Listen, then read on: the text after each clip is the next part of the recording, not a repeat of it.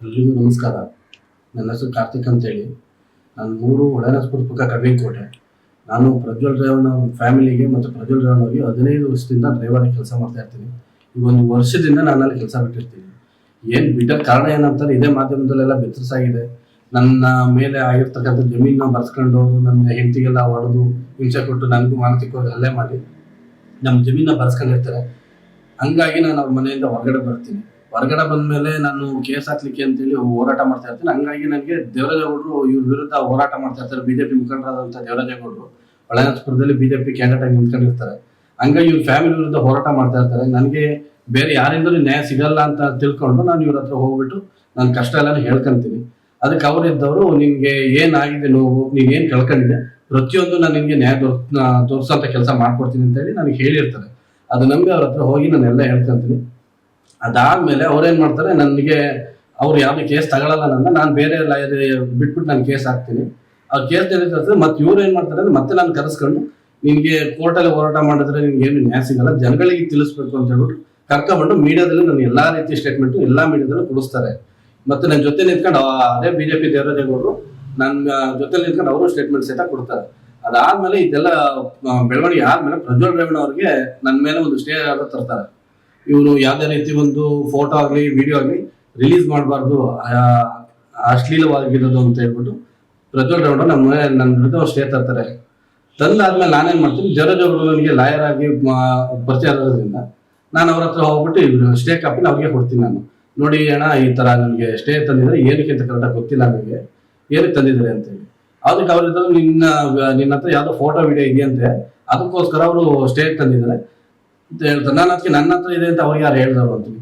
ಅದಕ್ಕೆ ಅವ್ರಿಗೆ ನನಗೆ ಗೊತ್ತಿಲ್ಲಪ್ಪ, ನೀನು ಉಂಟು ಹೋಗ್ಬಿಟ್ಟು ಕೇಳ್ಕೊ ಅಂತ ಹೇಳ್ತಾರೆ. ಅದಕ್ಕೆ ನಾನಿದ್ದಾನೆ ಸರಿ ಅಂತೇಳಿ ಒಪ್ಕೊಂಡು ಇದಕ್ಕೆ ಏನು ಆನ್ಸರ್ ಕೊಡ್ಬೇಕಲ್ಲ ಕೋರ್ಟಲ್ಲಿ ಯಾವ ರೀತಿ ಕೊಡೋದು ಅಂತಂದಿದ್ದಕ್ಕೆ, ನಿನ್ನ ನಿನ್ನ ಹತ್ರ ಇರೋ ಫೋಟೋಸು ವಿಡಿಯೋಸು ಎರಡೂ ನನ್ನ ಕೈ ಕೊಡು, ನಾನು ಅದಕ್ಕೆ ಜಡ್ಜ್ ಮುಂದೆ ಸಬ್ಮಿಟ್ ಮಾಡ್ತೀನಿ. ನಾನು ಯಾರಿಗೆ ಅದು ತೋರ್ಸೋದಾಗಿ ಇನ್ನೊಂದಲ್ಲಿ ಏನು ಮಾಡಲ್ಲ.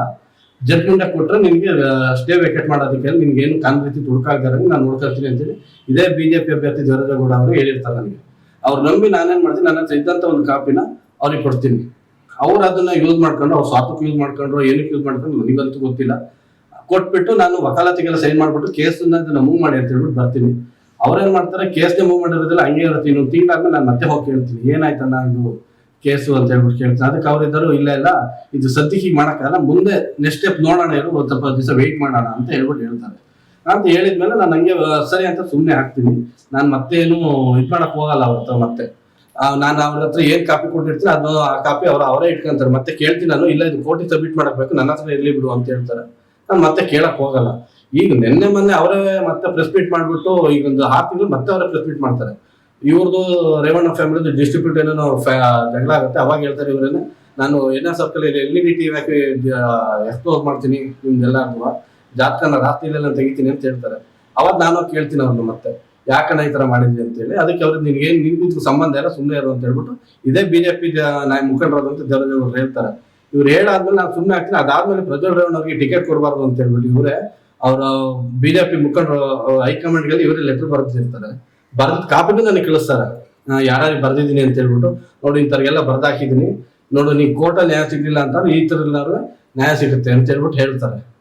ಅದಕ್ಕೆ ಪೋಸ್ಟಲ್ಲಿ ಹಾಕಿರೋದೆಲ್ಲ ತೋರಿಸ್ತಾರೆ ನನಗೆ. ಸರಿ ಅಂದ್ಬಿಟ್ಟು ನಾನು ಹೆಂಗಾದ್ರೂ ಸರಿ ನಂಗೆ ನ್ಯಾಯ ಸಿಕ್ಕಿದ್ರೆ ಸಾಕು ಅಂದ್ಬಿಟ್ಟು ನಾನು ಸುಮ್ಮನೆ ಆಗ್ತೀನಿ.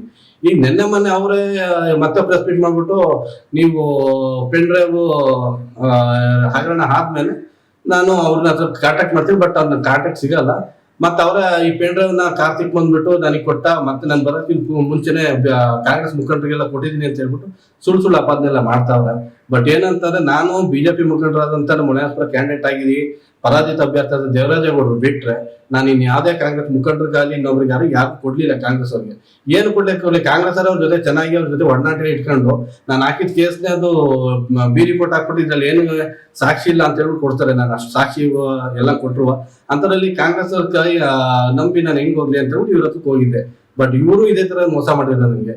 ಈಗ ನಿನ್ನೆ ಮೊನ್ನೆ ನಡೀತಾರ ವಿದ್ಯಮಾನ ಅಂತಾನೆ ಇವ್ರು ಬಂದ್ಬಿಟ್ಟು ಪೆಂಡ್ರವ್ ಇವರೇ ಹಂಚಿದ್ರು, ಇನ್ನೊಬ್ರು ಕೊಟ್ಟು ಹಂಚ್ಕೊಂಡ್ರು, ಬಿಜೆಪಿ ಹಂಚ್ಕೊಂಡವ್ರ ನನಗೆ ಗೊತ್ತಿಲ್ಲ. ಬಟ್ ಇವ್ರು ಒಬ್ರಿಗೆ ಬಿಟ್ಟು ನೀನ್ ಯಾರು ಕಾಪಿ ಕೊಟ್ಟಿಲ್ಲ. ಈಗ ನೋಡ್ರಿ ಅವ್ರು ಬಚಾವಾಗೋಸ್ಕರ ನನ್ನ ಮೇಲೆ ಇಲ್ದಾರ ಅಪಾದ ಹೊರಿಸ್ತಾರೆ. ಕಾಂಗ್ರೆಸ್ ಅವ್ರಿಗೆ ಕೊಟ್ಟಿದ್ದಾರೆ, ಇನ್ನೊಬ್ರಿಗೆ ಕೊಟ್ಟಿದ್ದಾರೆ. ನಾನ್ ಕಾಂಗ್ರೆಸ್ಗೆ ಕೊಡೋದಾಗಿರೋ ಸ್ವಾಮಿ, ನಾನ್ ಯಾಕೆ ನಿಮ್ಮ ಹತ್ರ ಬರ್ತಿದ್ದೇನೆ ಕೇಳೋದಕ್ಕೆ? ಅದಕ್ಕೋಸ್ಕರ ಇದಾಗಿರೋ ಅನ್ಯಾಯಗಳನ್ನೆಲ್ಲನೂ ನಾನು 15 ವರ್ಷ ಅವ್ರ ಮನೇಲಿದ್ದು ನೋಡಿದ್ದೀನಿ. ಅವ್ರು ಏನೇನ್ ಮಾಡಿದ್ದಾರೆ, ಯಾರು ಬಂದಿದ್ದಾರೆ, ಯಾರು ಹೋಗಿದ್ದಾರೆ, ಎಲ್ಲ ನನಗೂ ಅವ್ರು ಒಳ್ಳೇದು ಕೆಟ್ಟದ್ದು ಎಲ್ಲ ನಾನು ನೋಡಿದ್ದೀನಿ. ಅದಕ್ಕೆ ನನ್ಗಾಗಿರೋ ಅನ್ಯಾಯ ಇನ್ಯಾರಿಗೂ ಆಗ್ಬಾರ್ದು ಅಂತ ಅವತ್ತು ನಾನು ಪ್ರೆಸ್ ಮೀಟ್ ಮಾಡಿದ್ದೆ. ಅದಕ್ಕೋಸ್ಕರ ಈಗ ಮೊನ್ನೆ ನಮ್ಮ ಜೊತೆಲಿ ಕೆಲಸ ಮಾಡ್ತಿದ್ದಂತ ಒಬ್ರು ಪ್ರೆಸ್ ಮೀಟ್ ಮಾಡಿದ್ದಾರೆ. ಅದಕ್ಕೋಸ್ಕರ ಅವ್ರಂಗೆ ಬೇರೆಯವರು ಬಂದು ಹೊರಗಡೆ ಬಂದು ಮಾಡಿ ಅಂತ ಕೇಳ್ತೀನಿ. ಈಗ ಇದಕ್ಕೋಸ್ಕರನೇ ನಾನು SIT ಮುಂದೆ ಇವತ್ತು ನಾನು ಹಾಜರಾಗಿ ನನ್ನ ಹತ್ರ ಇರೋ ಡಾಕ್ಯುಮೆಂಟ್ ಎಲ್ಲ ಸಬ್ಮಿಟ್ ಮಾಡಿ ನಾನು ನನಗೇನ್ ಗೊತ್ತಿದೆ ಅದೆಲ್ಲ SIT ಮುಂದೆ ಹೇಳ್ಕೊಂತೀನಿ. ಇದರಿಂದ ನ್ಯಾಯ ಸಿಗುತ್ತೆ ಅಂತ ಅನ್ಕೊಂಡಿದ್ದೀನಿ. ಇದಾದ ನೆಕ್ಸ್ಟ್ ಸ್ಟೆಪ್ ನಾನು ಕೂಲಂಕುಷವಾಗಿ SIT ಮುಂದೆ ಬಂದಾದ್ಮೇಲೆ ಮೀಡಿಯಾದ ಮುಂದೆ ಇದೇ ನಿಮ್ಮ ಮಾಧ್ಯಮದ ಮುಂದೆ ಬಂದು ನಾನೆಲ್ಲಾನು ವಿವರವಾಗಿ ಹೇಳ್ಕೊಳ್ಳೋ ಕೆಲಸ ನಾನು ಮಾಡ್ತೀನಿ. ದಯಮಾಡಿ ಇದರಲ್ಲಿ ಯಾವುದೇ ಒಂದು ಕಾಂಗ್ರೆಸ್ ನಾಯಕರುಗಳನ್ನ ಆಗಲಿ ಇನ್ನೊಬ್ಬರಲ್ಲಿ ಯಾರು ಬೆಳೆಸಬೇಡಿ. ಬಟ್ ನಾನು ರಾಜಕಾರಣ ಇಂಟ್ರೆಸ್ಟ್ ಇಲ್ಲ, ನಾನು ರಾಜಕಾರಣ ವ್ಯಕ್ತಿನೂ ಅಲ್ಲ. ನಾನು BJP ಮುಖಂಡರು ದೇವರಾಜ್ ಬಿಟ್ರೆ ಇನ್ಯಾರಿಗೂ ಒಂದು ತುಣುಕುನು ನಾನು ಯಾರಿಗೂ ಕೊಟ್ಟಿಲ್ಲ. ದಯಮಾಡಿ ಆತರ ಯಾರು ಅಂದ್ಕೊಂಡ್ರೆ ದಯಮಾಡಿ ಕ್ಷಮಿಸಿ. ಇದ್ರ ಬಗ್ಗೆ ಎಲ್ಲ ನಾನೇ ಬಂದು ಮೀಡಿಯಾದಲ್ಲಿ ಹೇಳೋಂಥ ಕೆಲಸ ಮಾಡ್ತೀನಿ. ಇವತ್ತು SIT ಹೋಗ್ತಾ ಇದ್ದೀನಿ, ಹೋಗ್ಬಿಟ್ಟು ಬಂದು ಎಲ್ಲ ಕೆಲಸನ ನೆಕ್ಸ್ಟ್ ಏನ್ ತಗೊಂತೀನಿ ಮಾಧ್ಯಮದ ಮುಂದೆ ಹೇಳೋಂಥ ಕೆಲಸ ಮಾಡ್ತೀನಿ.